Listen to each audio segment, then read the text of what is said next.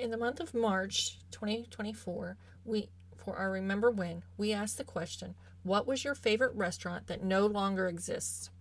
And many people answered. I could not find a lot of information to go with this one. Evidently, we don't keep records of restaurants or what the best food at these places was. Maybe in the future I'll go through the old newspapers and fill this one out. One of the places that was mentioned the most was the Goddard's Darietta and later Dixon's. The Darietta was a small ice cream shop that also made regular food. They were located in the building next to the bus garage. They made banana splits in a cup. They were famous for their dilly burgers. And their donuts were great too. Later, they also had bison burgers. Many sports events started and ended at the Darietta. They had picnic tables, and the kids would meet there and hang out before the game. Many teams would show up after the game for an ice cream cone. The Plaza and later Rogers were mentioned a lot as well. They were a home-style type restaurant located by the grocery store in the shopping center. The Plaza restaurant had the best baked steak.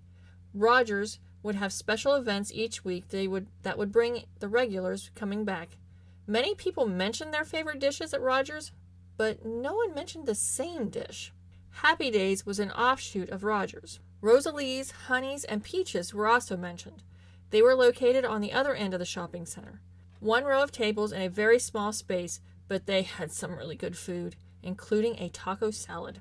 Cunningham's, White's Confectionery, and Steyer's were very confusingly mentioned. So if I'm right, a confectionery was started up by the Methodist Church in Waterford. They moved down to the Blockhouse. All three were a confectionery-type place, but they also served home-style cooked food. Steyer's did have the best apple pie.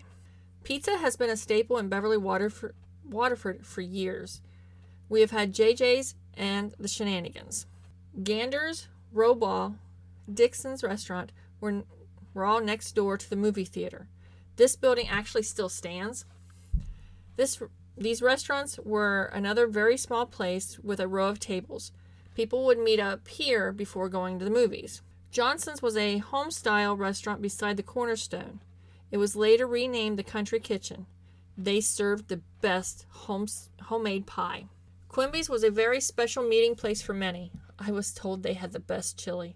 A very different type restaurant for Beverly Waterford was the Shanghai. It started as a Chinese place, but then they added Mexican. Did learn that the Beverly Motel, Lakeside, used to have a really good restaurant called the Chops, and the Island Hotel, Snow White, had an excellent restaurant. Do need to share one story. Now, there was a restaurant on Main Street many years ago, and I'm sorry I did not write down the name. When Beverly High School would have lunch, many high schoolers would walk up to the restaurant for their fried bologna sandwich, chips, and a drink for 25 cents. School lunches at the time were 30 cents.